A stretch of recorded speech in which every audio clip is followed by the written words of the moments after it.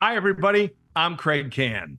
Right now, on this edition of Tracks to Success, meet a man who's arrived at the top of the shoe and apparel industry. In his role as president at Johnston Murphy, he's elevating the brand to new levels of success. And it's fair to say that when it comes to trends, he prides himself on being fashionably early. His name is Danny Ewoldsen. His inspiring story of success starts now. Welcome to Tracks to Success. This is the podcast that brings you inspiring people and their inspiring stories, how they found their way to the top, and how their path can help you do the same. Here's your host, network broadcaster, C-suite executive, best-selling author, speaker, and entrepreneur, Kraig Kann. Well, hi there, everybody, and a special hello to my guest. Danny Ewoldsen joins Johnston Murphy. I absolutely love the company. I think you know that, Danny. It's great to have you. How you doing? I'm doing great, man. Looking forward to a great conversation and appreciate the kind words about J&M already. Well, I got to start with my mail, okay? Yeah, I mean, yeah. This just came in the mail, Yeah. so I'm not the only one that gets something like this. How is the business doing today, and why are these things so darn important? Yeah. The business is good. It's been good. We've had a lot of fun working on this brand for 20 years for me now. You asked specifically about mailer and direct mail, which seems a little bit like a dinosaur of an idea. But for us, it's a really good way to stay in front of our customer. Our customer is guys like you who is not hanging out at the mall all day. You got other things to do. You're not wake up in the morning and go, and I wonder what's going on at J&M. And so it's kind of our job to get in front of our guy. And he'll get that mailer, he'll throw it in his briefcase or his backpack and drag it along with him. And then when he has a second to look, he'll reach out or he'll come see us in the store. Well, you're in charge of a lot of things, okay? Performance of the company is obviously the big thing, but you're overseeing brand strategy as well. And I'm guessing that many of our listeners might not truly understand what goes into brand strategy. That mailer is one part of it, but can you explain overall the philosophy of something like that? Yeah, wow. It's a huge question. I think when you talk about a brand like J&M, we're about to have our 175th birthday next year. So a heritage brand is a different animal altogether. There's a part of it that's brand stewardship to start with, right? We want to hand this brand over to the next generation in better shape than we got it. And so for sure, you look backwards to some degree to say, what is your purpose? What is the reason that you exist? Why have you been successful for so long? But then you really got to look at where the market is going and most importantly, where your consumer is going. And I think any good brand strategy really starts with a really crazy focus on the consumer.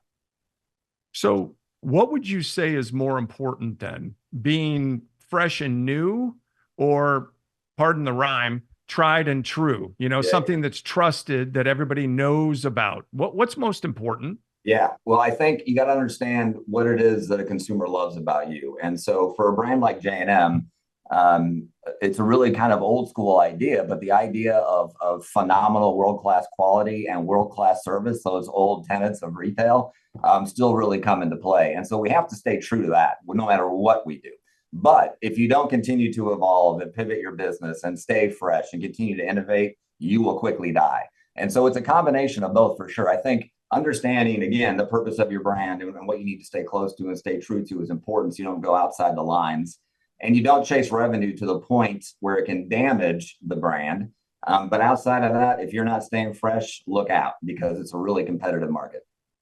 So we're going to get into leadership and all that goes with running a business a little bit more. This podcast is called Tracks to Success. So I want to go backwards a little bit and kind of take us through your journey, if you will, back in time. Let's go back to childhood. What kind of a kid were you? Were you always the one who thought about being the business guy? Did you have the lemonade stand on the side of the street, or what kind of a kid were you?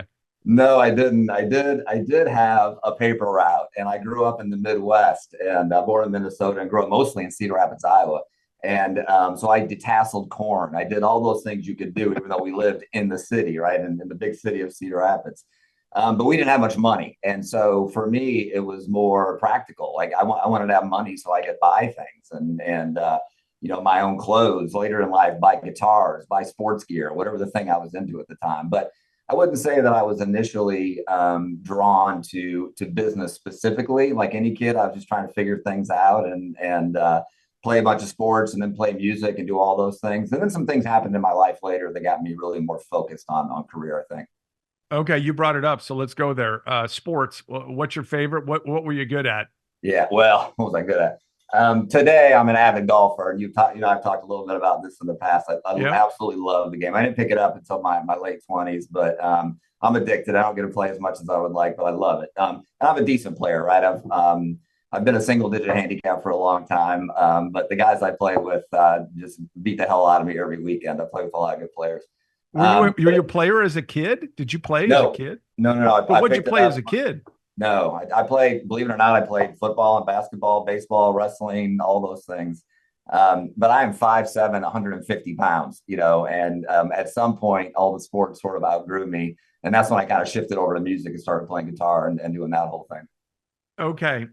You sent me, which is fair game, by the way, It a is. few Yeah. pictures of you back in the music days. And that's a very different look for Danny at that time. Yeah. Yeah. I think an important part of being a decent leader is knowing how to laugh at yourself. And I bring those pictures up and I like to share that part of my life. It makes for good stories and honestly takes down some barriers. People tend to relax when they see that, you had a whole different life a long time ago. So yeah, my days of playing guitar were a lot of fun and I used up all my hair early.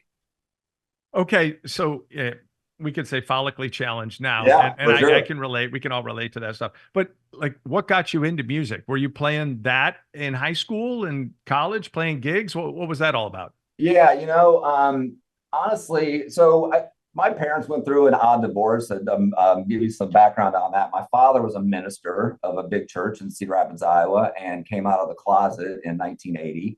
And I went to live with my father. My brother, my sister lived with my mom, and it was an odd thing to go through, especially for like a 12-year-old jock, and 1980 was a different time.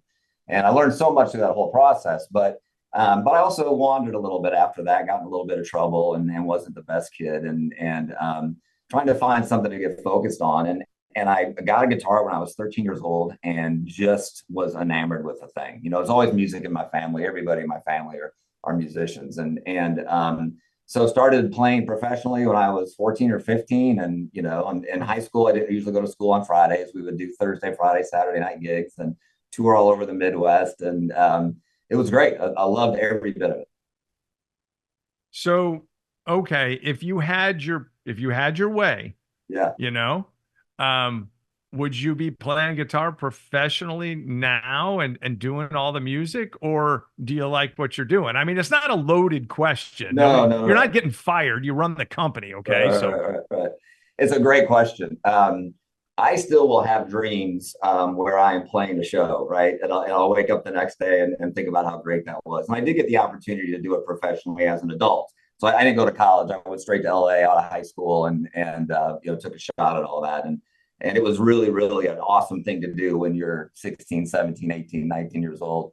After that, it gets problematic. I will say the thing that really drove me nuts about it, as much as I loved it, first of all, limited talent, right? I remember going to see Stevie Ray Vaughan. Somebody took me to go see him. I had no idea who he was.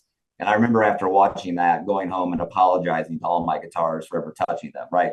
There are people that have a different gear, and anybody who is best in the world at what they do is just so much better than the rest of us. And so what I realized, though, was that when I was touring, there would be times when we would be warming up for a national act, and we would be a better, tighter, technically stronger band than them while they're selling 1 million records and selling out stadiums. Other times, we would be a headliner and have band warm up for us, and I'd be listening to them going, these guys are kicking our ass. They're so much better. It's completely subjective, right? So you could just kill yourself. You could work hard to market. You could be smart professionally, the way you run the brand, the band, the way you operate things. But it's still subjective in the end, which is why I ended up loving golf and why I love business, because both of those things, they're meritocracies. The numbers are what the numbers are. You shot what you shot when you go play golf. Yeah. There's no subjectivity to it. And so I think it was my experience in music that kind of got me excited about business, because I knew if I put the effort in, I could show the results. Okay. For my company, run leadership communication workshops for executives, helping them own the room, talking about the value of communication and how we present the best of ourselves to present the best of our company. So now we're going to have a little dialogue here. You run a business. I want to talk about leadership and communication as you see it. All right. As I understand it now, you have some executive education experience, right? Harvard Business School. Is that right? Okay. Yeah. So we're going to put it into play right now. What would you say is the most important tie-in of communication as it relates to leadership? Yeah, I would honestly say transparency. I mean, I just think trust is everything, right? And as a leader, if your people don't believe that you care about their well-being, and if they don't believe that your job is to make them successful, then you're never going to have the trust, and you're never going to move them. My whole leadership perspective is really based on a simple idea that I learned when I was playing guitar for a living. By the way, I'll come back to that. But it's that you can't make anybody do anything. You can only make them want to do it, right? And so it really is about being influential, not manipulative, but influential. In my day, just to follow up on the, so when I was on the road, you got 5 guys in a band, you got 5 guys in a road crew, you're living in tour buses, you're 100% reliant on each other, right? So if your sound man isn't on his game, your light man isn't on his game, the gig doesn't come off. You don't perform well. And there are no rules in a rock and roll band on the road. If somebody screws up, you don't call HR and say, hey, take care of this, right? You got to sit down with somebody and try to find a way to pull it together. And so I just learned that by getting them bought in, by making them feel like they're a part of something bigger and being honest about everything, the whole machine works better. Would you say you're a leader who enjoys looking at numbers and spreadsheets and bottom line stuff more, or a leader who really values the people around you, seeing them climb the ladder, if you will, of success, building their brand? Yeah, for sure. It's the latter. I mean, we're never going to sit on our rocking porch in retirement and think about our biggest bonus year or the year that, we grew the top line the most. We should be proud of those accomplishments without question. It's really, really hard to be successful at business. But what you will think about is the relationships you have with people and watching other people grow and being so appreciative of the people that helped you do all of that. So I'm obligated to look at spreadsheets. I do need to know the numbers, but that's not gratifying. That's the report card of all the work you do through the people that you work with every day. And I just believe this. I believe that it's not, happiness is not about what you do. It's about who you do it with. And the very, very best part of being in charge, if you will, is you get to decide who you spend your time with. If you're not having a good time at work, it's your own fault because you didn't build a team that you want to be around. A quick minute to welcome a partner to the podcast and tell you about a great deal just for you. Here's a question. Do you wear hats? Of course you do. Then you need to know about Ahead. Ahead doesn't follow the trends, they set them, providing the best in headwear, styles, fabrications, and ornamentations for 25 years. And by listening to this podcast, you get a chance to save big. Visit aheadusashop.com and use the code TTS, that's Tracks to Success, to receive 20% off your order. That's aheadusashop.com and use the exclusive code TTS, 20% off, just for listening. We're back with Danny Ewoldsen, the president of Johnston Murphy. Let's get back to the topic of leadership. And what would you say the biggest thing people learn from you as a leader? Oh, boy. So I have a lot of functional areas that report into me. And of all my direct reports, I don't know that I can do any of their jobs. I'm not skilled in one particular sort of functional area. And so I really think my job is to enable or empower the people that I work with and facilitate and try to, give them the tools they need or the right introduction so they can be successful. So what they would learn from me, I hope, would be the importance of communication and to care about the people you work with and to be appreciative and sort of the soft things. in terms of the technical stuff and the way that you mentor people, it really depends on what that person needs. And sometimes you can help them with their specific needs. And sometimes you got to put them in front of somebody else that can help them with their needs. Mm-hmm. All right. So let's talk about your own path to success and maybe what you've learned about you along the way. You start at Johnston and Murphy as VP of Store Operations 2003, right? Right. Okay. Promoted to VP of Store and Consumer Sales in 2006. Named Executive VP for Retail and E-commerce, big deal, e-commerce, back in 2013. And then president of the company in 2019. Those are some pretty lofty steps. What have you learned about yourself in that journey? I think the thing that I'm still trying to learn all the time is that you don't have to have all the answers. You're never going to be the expert on everything. And that, no one is really smart enough to be an effective dictator. So again, you continue to learn that if you want to scale, you have to give people the freedom to do their jobs and understand that they're going to know more about that thing than you do. I think probably if you think about all those steps you take in your career, probably the one that challenges people the most, and it happens for different people in different stages, is when you start supervising people whose job you can't or have never done. Right. And when you start doing that, there again is a level of trust. Now, you can drive that person nuts by trying to be an expert in what they do and ask them 8 billion questions to get in the weeds with them. I wouldn't recommend that. I think you got to let them go. If you don't have the right person, change the person, but you have to trust them to be the expert at what they do. I had a boss I worked with early on when I first got promoted into a VP role at a company before Johnston Murphy. And I remember with good intentions coming into the corporate office and wanting to get involved at everything at a granular level. And he just pulled me aside one day and said, let the experts do their jobs. Like, stop it. They know more about this than you do. So forget about the reporting structure. Forget about what your title is. Forget about all that. Let the experts do their jobs. Interesting stuff. I read something the other day, Danny, that, and obviously it's on Twitter, so, everything is true. That we see on Twitter and X. But it was really from an expert who was talking about financial success and said that if you really want to climb the ladder, if you want to put more money in your pocket and retire early, then change jobs every 4 years, leave your company every 5 years and move on and let people recruit you, et cetera. That's not your path. You've stayed at the same place for a long time. You love the company that much, or it just fits you? What? Yeah, all the above. First of all, I disagree with that premise entirely. Like the idea that can any of us change jobs for a financial gain if that's your one goal? Of course you can. But so take a guy like me who has no college education, right? I mean, I went straight into the business world from playing guitar and had to work my way up. And so for me, I was willing to go wherever the job was within the company I was working at. So I grew up in the field, right? So if I was being promoted from, as I went from Dallas to Atlanta to LA to Chicago, all the places, I was happy to take those opportunities, but I wasn't leaving the company because I was building something and getting an education. And that was allowing me then to grow my career. And so the idea of grow where you're planted is a really, really good idea. Now, if you really just jump in to make some money and that's your only goal, there'll be a ceiling to that as well, because you'll be found out eventually, right?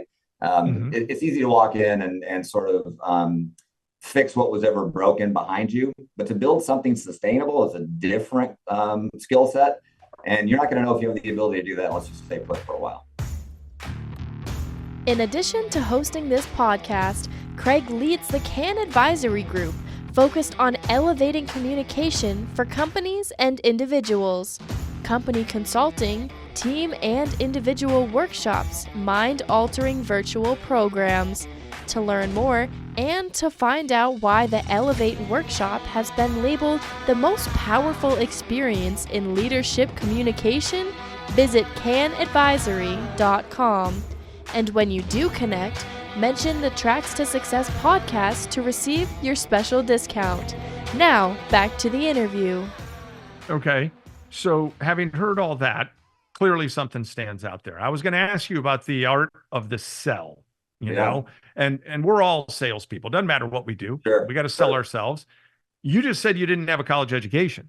Right. And lo and behold, look at you. You're president of a company. Now, Right. there are people that are listening and they're saying, great, I can do that too. Value of a college education maybe isn't what it once was. I can still find my way to success. Okay, that's fine. But the art of the sell, we're not talking about selling shoes and apparel and all the great things that Johnston and Murphy does. I want to hear about you selling you if you didn't have that piece of paper and that degree, and you're a guy who strums a guitar and obviously pretty darn good at it. And then you say, okay, I'm ditching this and I'm going to do that. Like, how'd you sell yourself? Yeah. The whole thing's pretty fluky, honestly. Again, I'm going to say that when I got into retail, remember, I started working in retail stores. I was the sales guy that you walked in and talked to, and I'd put clothes on your back and try to be charming and hope that you would come back and see me again. And I was good at that. That came naturally. Now, I also just got off the road playing guitar. I was in front of the public every single night. I spent a lot of time networking in that business.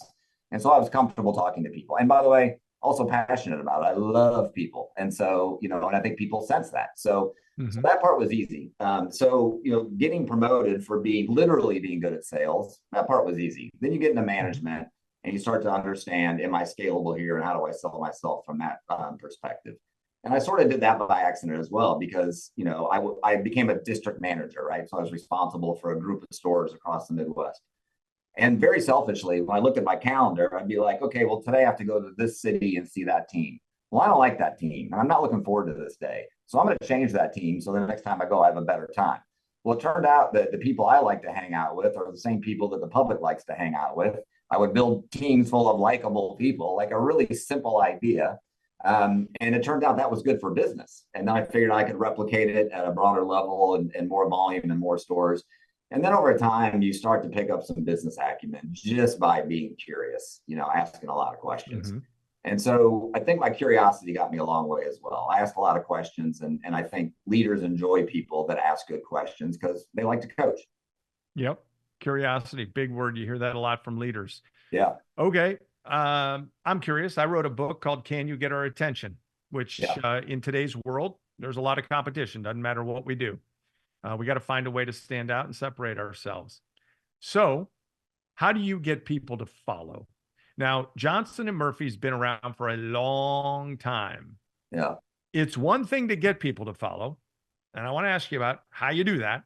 It's another thing to get people to continue to stay loyal, right? Getting there's one thing, remaining relevant is another. How do you do it? Yeah. Through the lens of consumers or employees or both? Yep. Yeah. I think in terms of consumers, this is just an amazing brand, and I'm so honored to be a part of it and to work with the colleagues that we have here. It's just an awesome team.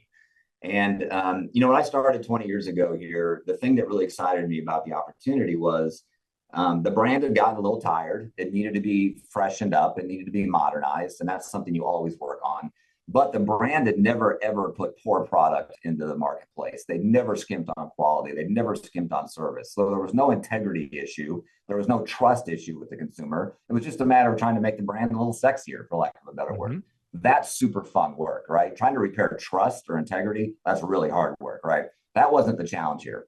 And so for me, and our team here, what we really focus on is continuing to deliver on those ideas. Like what our consumer needs from us is great quality product that make them feel confident, right? And remove a variable in their lives. When I put on J&M, I'm going to look great. I'm going to feel great. I don't have to worry about it, right? I'm a busy professional. And as long as we do that, and that from both a service perspective and a product perspective, we'll continue to get consumers to follow us because we're making good on our promise, right? And if anything ever goes wrong, I mean, anything goes wrong with something that we did with a consumer, everybody in our company, every individual in every store, everybody in our office is empowered to help the customer. I like to say you will never get in trouble for helping a customer. So if you're on the fence, just take care of them. Just do it, right? The relationship is too important to break up over some silly thing. So that's kind of the consumer mindset. On the employee side, I think it's really important that you create opportunities for your teams. If you want people to stay on board and be with you for a long time, you really got to pay attention to making sure that they have an opportunity to grow and get exposure to the things that they want to do. I wish we could do it even more. This is why growth is so important. You have to be growing a business if you want to hang on to a great team, because that's the only way you can create opportunity for people is through growth. Okay. as you know, because I've talked to you about this, and full transparency, folks, the store in the airport in Charlotte, the Johnston Murphy store, has a lot of my money, as do a few of the other ones. Yeah. And I'm proud to wear it. I say I probably got 12 pairs of your shoes and probably 6 or 7 or 8 jackets. I'm all good with that. My question is, does the store employee in Charlotte that I buy from know your vision? And how important is that as a leader? Yeah, I think it's really important. I think, there's a broad vision to say, what is it we stand for and what are we trying to do collectively? And most important, what is your role in making that happen? That's the key of any vision, is the individual understands how they participate, right? If there's a vision out there and it feels disconnected from anybody, I don't care if they work in your distribution center or any part of your organization, if they don't know their part in that vision, then the whole thing's sort of broken. And we're not perfect, and no company is. I don't know the perfect balance of communication. No one will ever figure that out. In terms of the field organization, where you're meeting the people in our stores are really the face of our brand, right? When you go into that store in Charlotte, if somebody walks up with a big smile and takes care of you, you're going to like our brand, and that's our brand's personality, period. I mean, and I know that because I grew up working in the field. And so, we bring them together every year to Nashville, bring the whole team in and have a big party and take them downtown. And we try to teach them a lot while they're here. But that's not the goal of the conference. The goal is to send them home in love with the company, and love with their jobs, and feeling appreciated. That's the most important thing we can do. And so, the vision matters a ton. They need to understand what it is we're trying to do and what we're trying to accomplish. But they also need to feel appreciated. The happier your employees are, obviously, that translates to every single consumer interaction. Well, I think they would also learn that if they stay their course, right, and love the company, they can sit in your seat, because that's kind of how you did it. And it doesn't matter where you start. It's what impact you make along the way. And I talk about that all the time in my workshops. So let's get selfish a little bit. Let's go back to a topic you love, golf. I first officially met you at the PGA show in Orlando, right, and wanted to come say hello, because obviously we both like golf. We have a history in golf. Now, the company used to be in golf a long time ago, and actually aligned itself with some pretty heavy hitters in the golf industry, at various levels. And then it went away, right? And now it's back. Is it back because of you? And why is golf so important to the brand? Well, it's a great question. And by the way, I'm so thrilled you did stop in to introduce yourself and say hello. And we do have a lot in common. Just Johnston Murphy and golf is a great start. J&M got into golf in the 1920s, right? Very country club, very high-end premium. And in those days, it was, literally dress shoes with leather bottoms and spikes out of the bottom of them. And you're right, that business progressed and got really big for J&M. There were 8 major champions as J&M ambassadors in the 80s, including, you had Arnold Palmer as the biggest J&M ambassador, Greg Norman, Hale Irwin, all the rest of them. And it's funny, in those days, they did it for free shoes. Can you imagine that, Craig? It's just so crazy how much times have changed, right? Because we're all spending a fortune to put shoes on PGA players today. So, I think it was a great business. As that business the products turned more athletic, and a lot of the construction went offshore and turned more into athletic designs versus sort of dress shoe with metal spikes in them. J&M decided to get out of it. That way predates me. But we decided to get back into it for one reason. It really had nothing to do with me. It was actually pitched by another part of our team. And that is the simple fact that all of our survey work told us that our consumer loves to play golf. Right. And we're just trying to offer our consumer what they need. We know how to make incredible shoes. We know our consumer likes to golf. Seems like a good fit. So that's what got us back to the business. Looking for a guest speaker for your next event or annual conference? Kraig's message is inspiring and empowering. Visit kraigcanspeak.com to learn more about his topics and find out about his green shoe experience. It's a day your people will talk about long after he's gone. So visit kraigcanspeak.com and mention the Tracks to Success podcast to receive your special discount. Now, back to the show. This podcast is called Tracks to Success. It's about inspiring people and their inspiring stories. I've learned just in our short time together today, your journey was quite interesting, and it's not traditional. It's really unique. I think one of the things that I like to try to help people understand is that the tracks to success, if you will, are not a straight line. Rarely does that happen for people. In fact, I think it's important for them to see that the art of the pivot is quite important. Companies have to do it all the time. We don't usually always fly direct flights. We've got to connect. We might change majors. And so it's okay, but we have to be prepared for that pivot. So how would you describe the tracks to success, if you will, from your vantage point where you sit? Yeah, well, the pivot thing is key, right? Nothing works in that linear fashion, as you said, and sometimes you got to take some steps backwards to go forwards, and all of that. I think aligning yourself with people that you want to be around is just a great foundational step as you're thinking about tracks to success. If you want opportunity, you got to be around people who can create opportunity for you or with you. And if you wake up one day and you don't feel aligned with an organization you're in or the work that you're doing, you're not passionate about it, your bucket's empty, all those things, then absolutely get the hell out of there. Go start over, go figure something else out. And that might mean taking a step backwards to figure out something else. But if you're working towards something that's going to satisfy you in the long term, and you're going to get yourself around people that you feel aligned with, you'll be so much better off for it. Okay, last thing before I let you go.